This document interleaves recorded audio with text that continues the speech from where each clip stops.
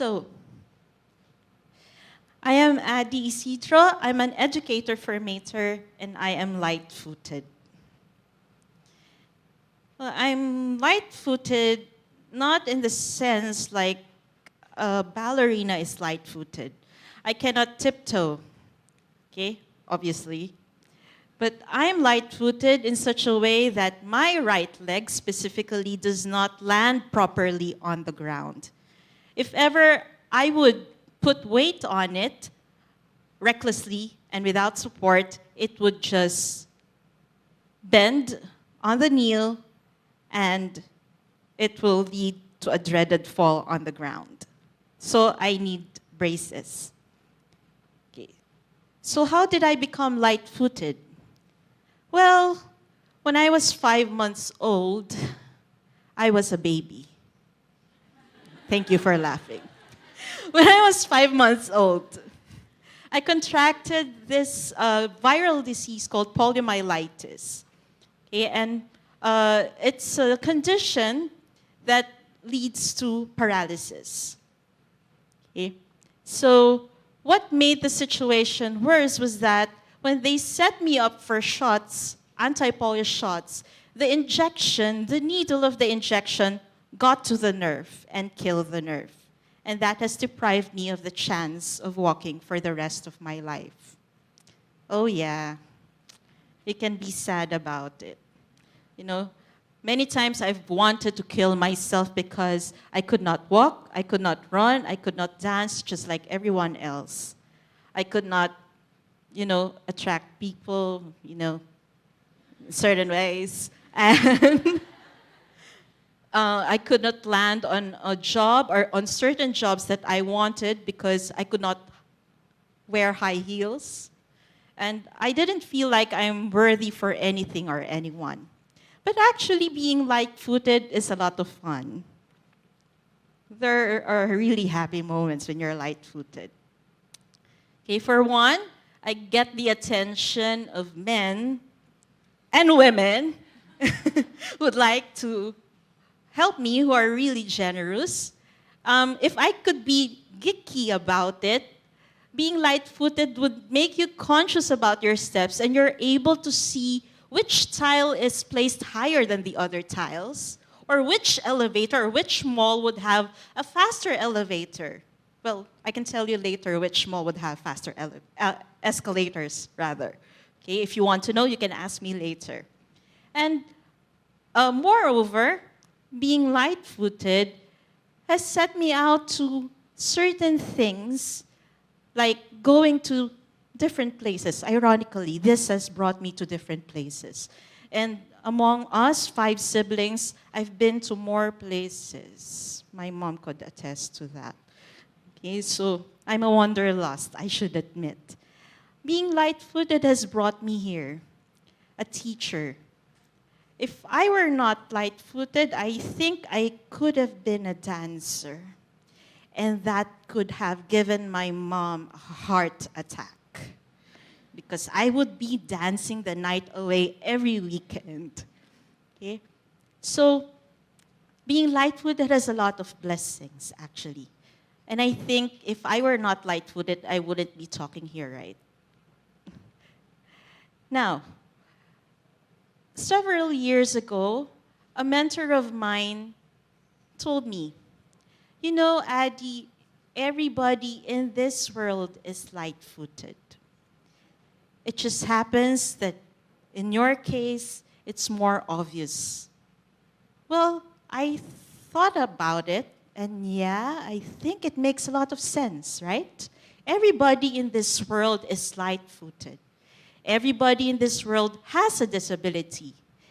Everybody in this world has a certain part in them that if they put weight on it, they would eventually fall.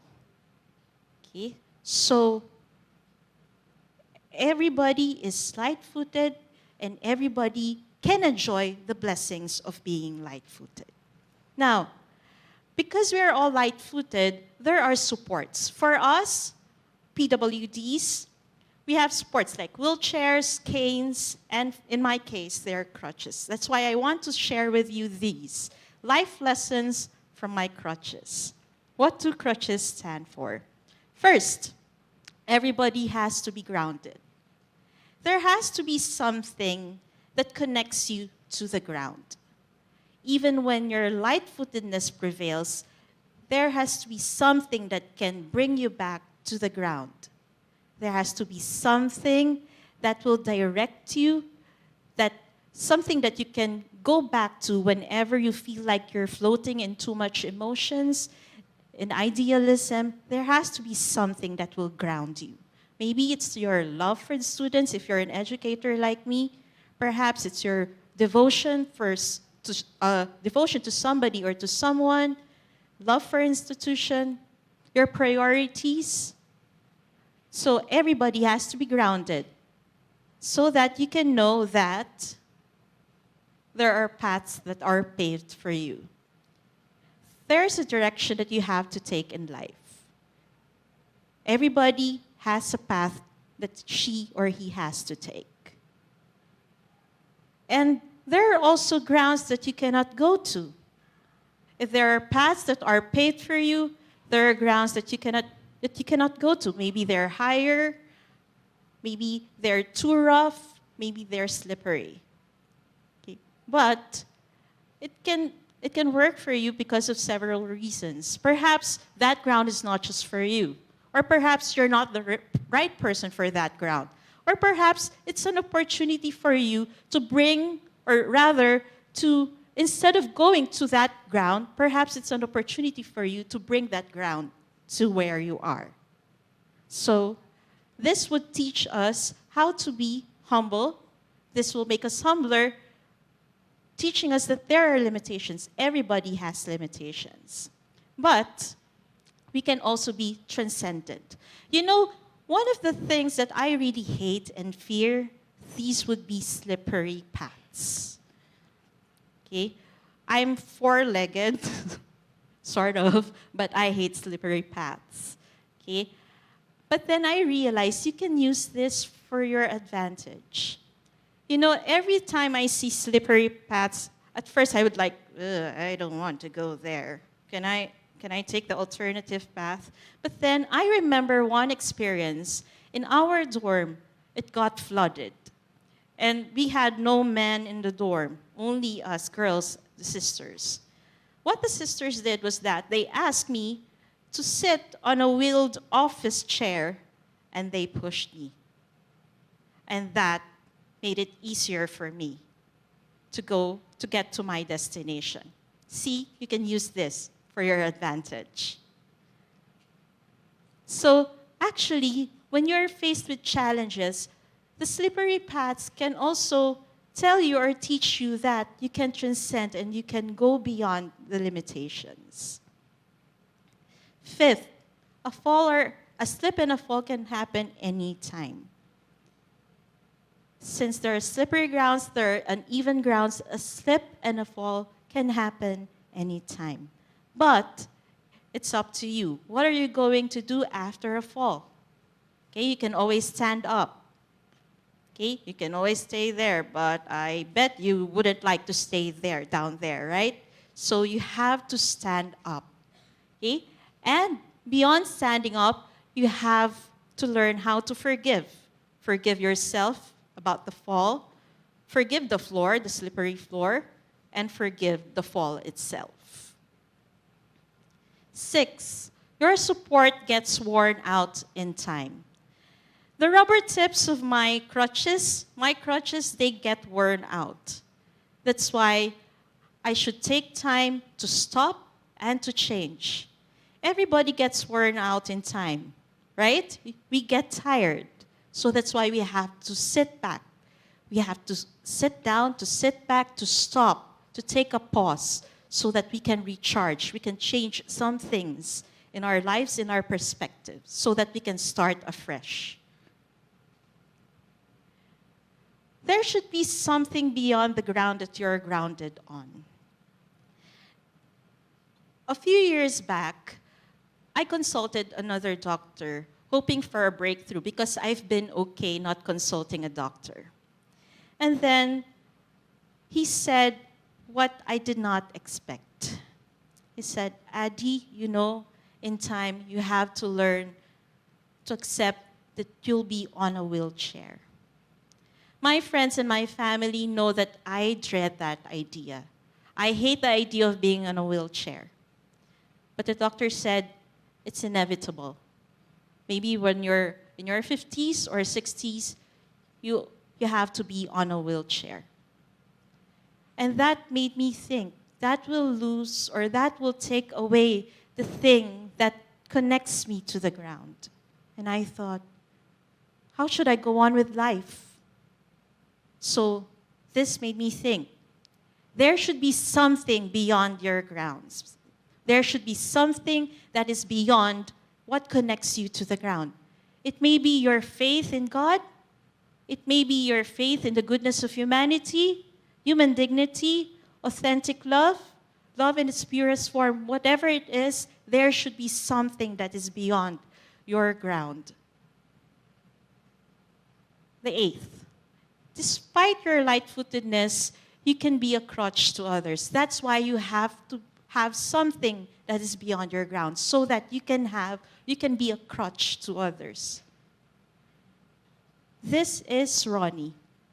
I met him in Davao along with other PWDs or people with disabilities. He has muscular dystrophy, a condition where his muscular strength and mass deteriorates progressively. He's not able to stand up nor sit down. He's just there on a stretcher. Half of his life he has been on a stretcher. He's not able to bathe himself. He's not able to even scratch the back of his head without the help of a ruler. The only parts of the body that he can move would be his neck and his lower arms.